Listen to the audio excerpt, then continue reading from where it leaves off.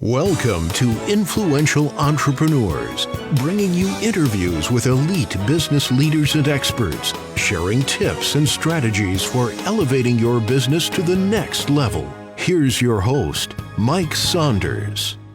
Hello and welcome to this episode of Influential Entrepreneurs. This is Mike Saunders, the Authority Positioning Coach. Today we have with us Mohamed Ahmed, who's the author of Inside-Out Entrepreneurship. Mo, welcome to the program. Hi, Mike. Thank you very much for having me.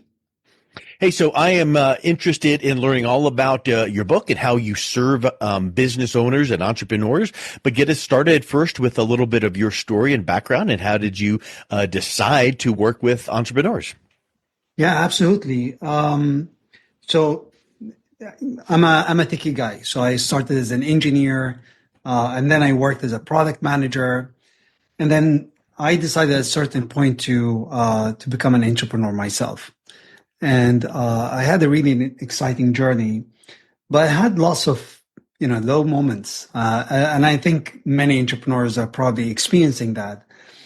And, midway, I asked myself, does it really have to be this way? Because it wasn't really an easy journey. Yes, I grew a lot, but also it had a toll on me. And when I actually talked with other entrepreneurs, I realized that almost everyone is going through that. And the journey definitely has its own challenges when it comes to the business side. But what is happening inside us is really a lot. And that requires continuous maintenance, requires to be conscious about what is going on inside you so that you're able to grow as a person, as an entrepreneur, as a businessman or woman. And that's the reason, actually, that's the main motivation for me of writing that book after finishing the whole journey. I realized that there is some sort of conditioning any entrepreneur need to go through before they start their journey. And even if they're midway, they have to keep maintaining themselves. And think of it like mountain climbing. Any mountaineer, no matter how experienced they are, they have to do some sort of a conditioning period and have a conditioning program before they start their journey climbing to the summit. It's the same thing when it comes to entrepreneurship. Entrepreneurs need to make sure that they're ready mentally, emotionally, their family is also ready for that. Everything around them is likely to work in their favor. There are going to be always difficulties and challenges, but you want to make sure that you have all the preparations that would make you, ready to seize the opportunities. And when you get quote unquote lucky, you're ready to jump on the opportunity and make best use of it. And there are lots of stories around that. I'm sure there are, and I know that you work with so many entrepreneurs, and I love your approach there that you're talking about, because the inside out. It's the out would be, here's what to do about launching and scaling and this tactic and this, item to this buy this software to grow your business and scale your business. What led you to focus on the mental aspects of entrepreneurship to begin with? Exactly. That's really important. So there are two things that I personally like everyone to be aware of. There's the resiliency part, and there's the robustness part. When you think of resiliency, if I borrow the definition from engineering, if you have a resilient structure, this means that you have a strong structure that is strong enough that it will resist external forces trying to impact it. So like building a bridge, when it gets, let's say a hurricane, hitting it, or the elements are really harsh on the structure is not going to collapse and fall down because of that pressure. That's a resilient structure. Now, if you map this back to our minds, this is how you want an entrepreneur, to be thinking of themselves, and also to build this kind of resiliency. Every day you're going to face unusual events or something that is not expected. Now, how do you make sure that this does not really take your mindset out of balance? And, instead of having a growth mindset, you start thinking in a limited mindset, and you start actually to not able to really bring things together. So that's when it comes to resiliency. Now, given all of that, it's also inevitable that there are going to be events that are big enough that might impact our mindset and, drift us into a state that we do not want to. And this is, the role of robustness or mental robustness. And again, if I use the engineering, analogy here, a robust structure is a structure that, when it gets deformed, because there's a tremendous force being applied to it, it can go back to the original form. I mean, think of it like a rubber band, right? When you stretch it and you just release it, it goes back to its original form. So the same thing, if you train yourself as an entrepreneur, to have an optimistic mindset, a growth mindset, and you're always challenging yourself, you're going to have difficult times where your mindset is not going to be where you want it to be. Now, the question is, have you prepared yourself well enough so that you can come back from those setbacks fairly quickly or not? And this is really important. Maybe I'll share a quick story from my own experience. When I started my first startup, we had a credit from Amazon Web Services, or AWS, $100,000 credit. And we thought that this is going to, just keep us running for more than a year. 3 or 4 months after launching the company, we're still working on the demo of the product. I got an email just before doing having my first product demonstration to one of our customers, that email from AWS telling us, you owe us $60,000. So we consumed all $100,000. And in addition to that, $60,000. And we had only $70,000 in the bank. The first thing that came to my mind, we're going to go bankrupt and the company is going to shut down. And it took me 4 weeks actually to recover from that. And this is when I did not really have the proper robustness and resiliency back then. Now, fast forward 2-3 years, my company was about to be acquired. And by the way, just to maybe before I leaving that first story, it took me 4 weeks to recover from that. And recovery means I started to go back and talk to AWS and negotiate with them and figuring out a payment plan. That took me 4 weeks. So this is just one snapshot of an entrepreneur who's not resilient enough. Now, fast forward 3 years, going through lots of experiences, my company was about to be acquired. And the company that is supposed to acquire us, they backed off 2 hours before signing the LOI for reasons that outside of our hands and outside of their hands, actually. And, if what happened is I looked at the situation in less than 24 hours, I took the LOI that is not signed yet and used it to shop around with other companies. Now, when I did that, less than 1 week after that company backed off, I was sitting with 4 CEOs interested in acquiring our company. Now, if you take a look at and compare these two stories, in the first situation, I did not have the proper resiliency and perspective about the events that are going around me, and that's why it took me a long time to recover. And I thought that it's going to be a disaster thing, it's going to destroy my company. In the other event, even though it was, I would say, much more serious when it comes to the impact on the business and everyone that works with me, but I was able to recover within 24 hours. And we got lucky, and we got, the company sold out. That's the value. This is what would make a difference between someone who conditioned themselves and became resilient enough, or they have that resilient mindset, and someone who's just leaving it to the chance. They just focus on the marketing and sales and how to land the first customer and second customer and so on.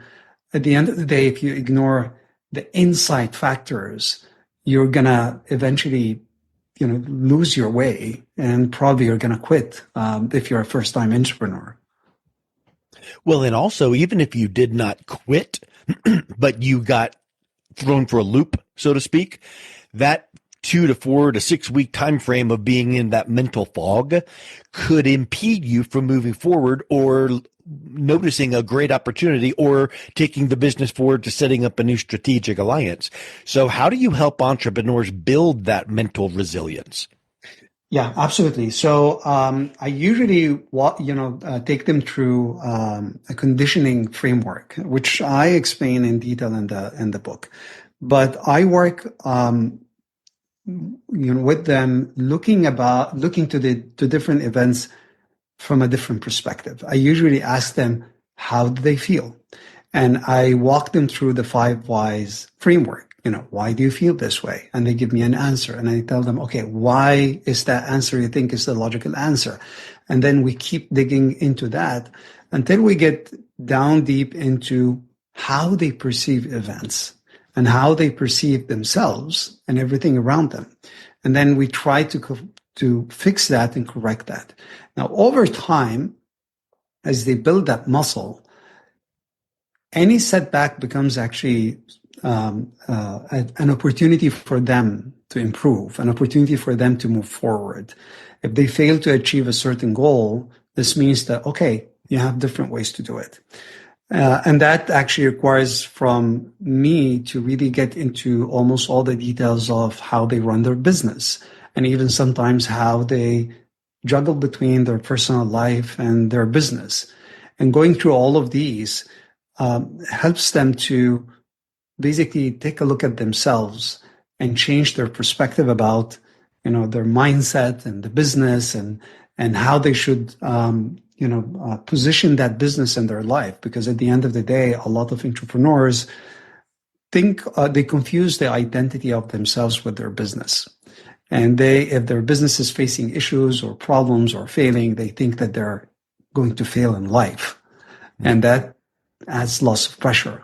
I usually work with them to clarify that and make sure that they're not really falling the victim of, the typical, I would say, misconceptions that we read about in the media, and also give them what's going to look like, even if their business is just poised to shut down.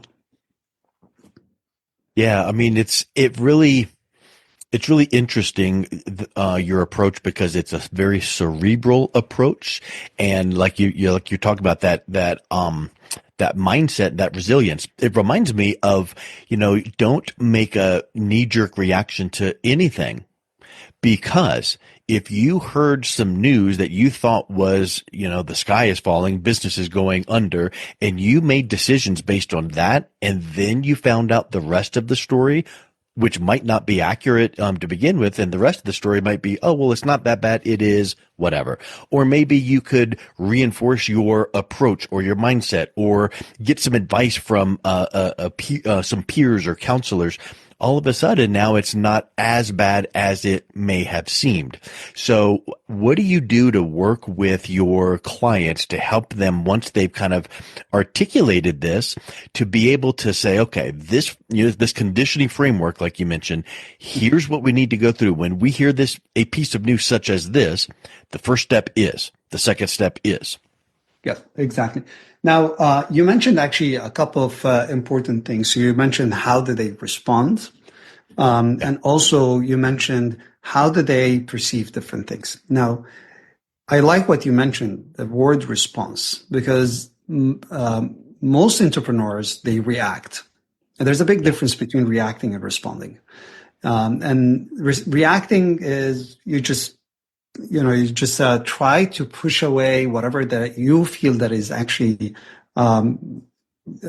basically you feel that it's going to cause you issues in your business or your personal life. Responding means that you're ruminating about the event first. You're thinking about it, and you have some sort of a framework around that. And what I usually do, I do not just take the framework and apply it in an abstract way. I actually work with the entrepreneurs throughout their external, quote unquote, external journey. So I still have them in their fundraising. I still have them in landing the first set of customers. But as we develop those, we actually take a different approach on how they think about those events. When they get a customer rejection, how they should be thinking about it. When they get a rejection from a VC or they've been trying to do it for 3 months, how should be thinking about it. And I usually I'm a big believer in building relationship.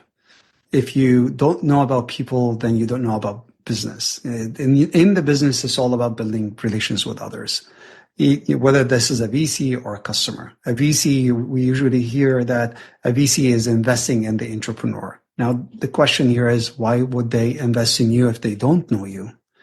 If they're truly investing in you as an entrepreneur and as a human. The same thing when it comes to working with customers. Customers first will work with you because they trust you and they trust that you're going to give them the best service. How do you do that? How do you build a relationship with people, even though people are going to reject sometimes some of your thoughts or maybe reject your company or solution? You still need to build those relationships, and you never know. The first time you talk with them, you may get a no. And then after you build a relationship, you may get actually a much bigger business than you even initially anticipated. And I think here's one thing that you probably have seen in your research. You can self-motivate yourself by noticing and reviewing your own positive results. So when you see that framework and you take those steps and then you see what it did for you in this certain circumstance, when that comes up again in life and business, because it will, when you can reflect back on that and go, ooh, before I did it this way and a good result came, now it becomes easier and easier to do it because you're noticing and remembering what you did previously. Exactly. That's the muscle that you want to build at the end of the day. Mm-hmm. Yeah. So when you work with clients that have put this into practice, what are some of the results that they are seeing from this approach? Many things. First of all, they're moving much faster than before, and they're learning much faster than before because they do not spend now a lot of time thinking about why did I get rejected and reflect this on themselves. So the first result that I see is that they're now able to move from one experiment to another. In the startup world, especially in the early stage, it's all about iterating through experiments. And you're trying, different sets of customers, trying different set of features for your product, trying different approaches to do the marketing and do the messaging for your product. And that's why the most important asset, as I tell to many entrepreneurs, is your speed. Mm. And your mind actually could be the biggest hurdle actually in your journey and to become fast enough. Because every time you face an event, an unexpected event or a rejection, you start thinking about it and maybe you look inward and you ruminate about it too much. So that's the number one advantage that they get. And then as a result of that, they reach their results, their business results much faster. And they learn actually way more than anyone else. And this is also the second advantage of any startup company or any startup company would have. If I would compare, a startup to an enterprise, the only advantage that they have, let's say the small team compared to an enterprise, is not the money, is not the people, it's not even the knowledge, but speed and the ability to learn very quickly. If you're able to unlock that from within, it's going to make a huge difference for your business. And not only for you all as an entrepreneur or the CEO or a founder of the company, this is going to be a culture for your company. So everyone else in your company will be moving even faster than you initially anticipated without you trying to really push them, because they also start looking at business and experimentation and trials and learning the same way that you look at it. So you see, that small investment in your mindset will make a huge difference in the projections, not only of you, but also of your company. I love it. Well, I tell you, once it feels like the analogy of if you want to chop down a tree take the first hour sharpening the axe and then start getting to work because it'll be more effective. So if you can work on that mindset and that resiliency, now all of the other things that you're going to do in business will be much more effective. So Mo, great chatting with you today. If someone is interested in learning more and picking up a copy of your book and connecting with you, what is the best way that they can do that? Absolutely. So they can learn more about the book. I have what I call it the behind the scenes for the book. I'm explaining why I wrote each chapter and the story behind it. And there's also a link on our website to the Amazon store where you can buy the book either through Kindle or the printed version. And our website is boundlessfounder.co. Excellent. Well, thank you so much for coming on. It's been a real pleasure chatting with you today. Well, thank you very much again, Mike, for having me.